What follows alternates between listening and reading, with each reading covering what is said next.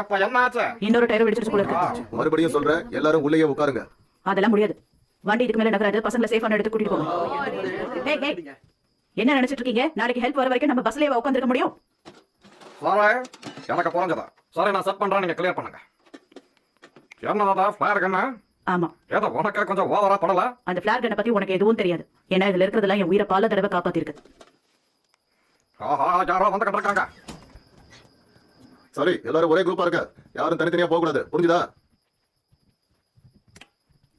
Bus number 226ல இருந்து பர்ட்டி மோன் பேசுறேன். East 9ல நாங்க மறுபடியும் பிரச்சனையில மாட்டிக்கிட்டோம். யாருக்காவது கேக்குதா? எப்படி உதவி பண்ண சொல்றீங்க? பஸ் அங்க இருந்து நகர்த்துறதுங்கிறது கஷ்டமான விஷயம். நீங்க ஹைவே பேட்ரோலுக்கு இன்ஃபார்ம் பண்ணுங்க, ரொம்ப உதவியா இருக்கும். பாக்குறேன்.